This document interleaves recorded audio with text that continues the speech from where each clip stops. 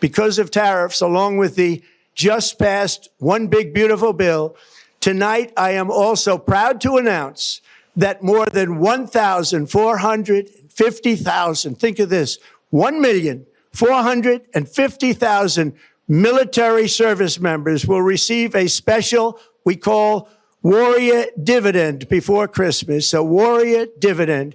In honor of our nation's founding in 1776, we are sending every soldier $1,776. Think of that. And the checks are already on the way. Nobody understood that one until about 30 minutes ago. We made a lot more money than anybody thought because of tariffs, and the bill helped us along. Nobody deserves it more than our military, and I say congratulations to everybody. And by the way, we now have record enlistment in our military, and last year we had among the worst recruitment numbers in our military's history. What a difference a year makes. Let me explain to you guys what's happening here. $2.6 billion was already appropriated for the military for use in a military housing project.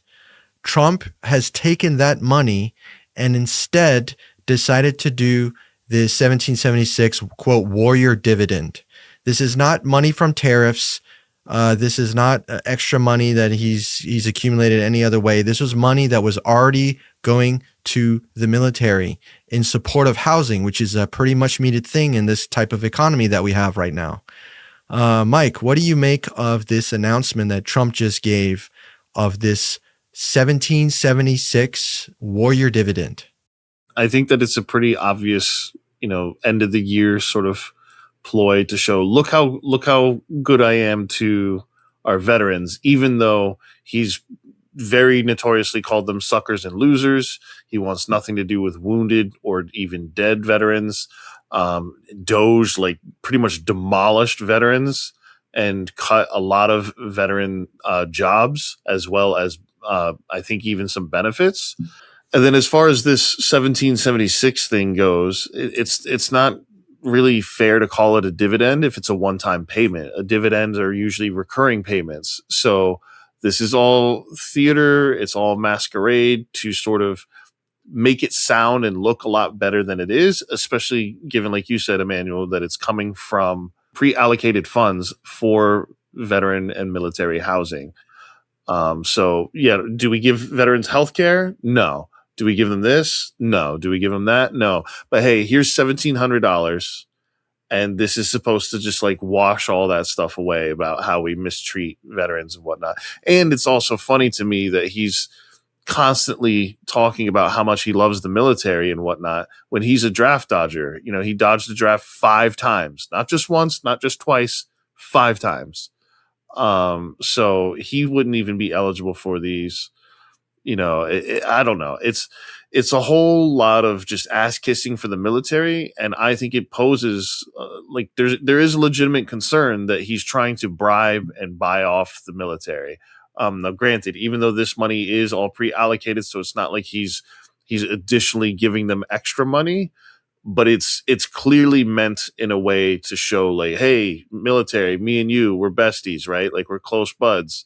And during the shutdown, there's also that billionaire Timothy Mellon who came out and gave, I believe it was $130 million to the troops to keep them paid. And Trump touted this as look, we're taking care of our troops. But I believe the numbers crunch on that is that if that went to everybody, then every service member only gets $100. So that's not much. That's, again, this is touting it as something more than it really is.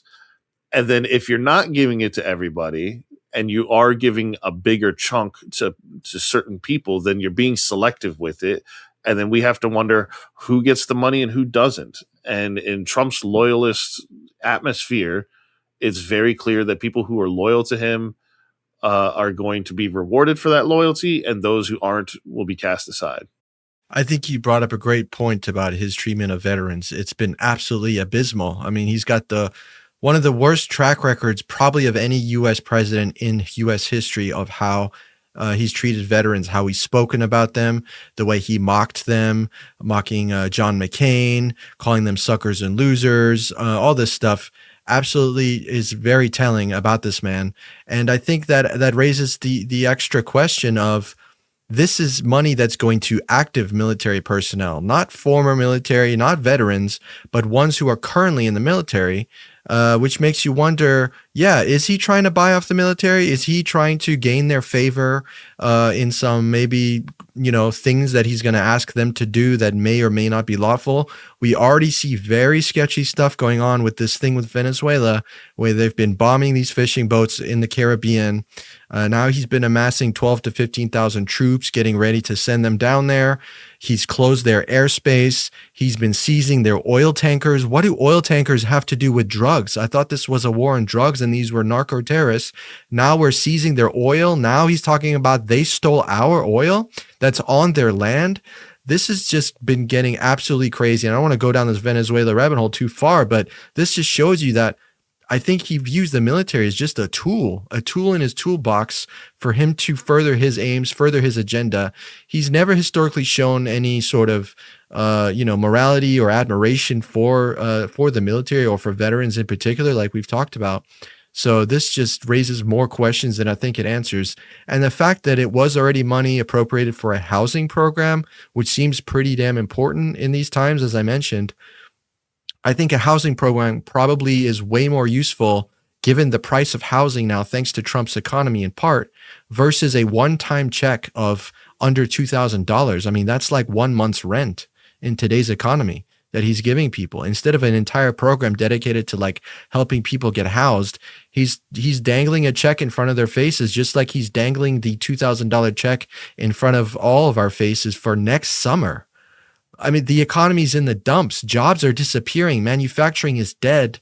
And he's dangling a one-time check to keep things going. That's not going to solve this economic problem. That's insanity.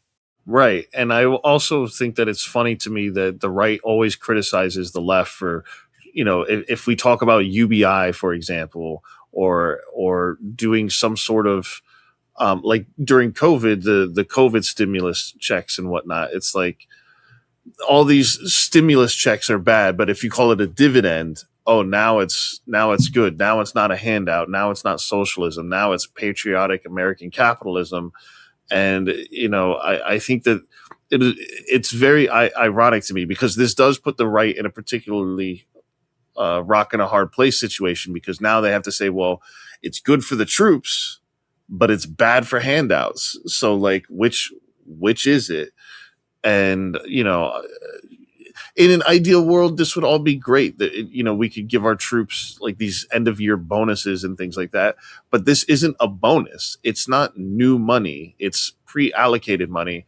And like you said, if it's specifically for housing, like housing is what they need. And I'm not saying that, the troops are going to be irresponsible with this check, but some of them easily could be, and they could use that money for something other than housing and then still need housing help.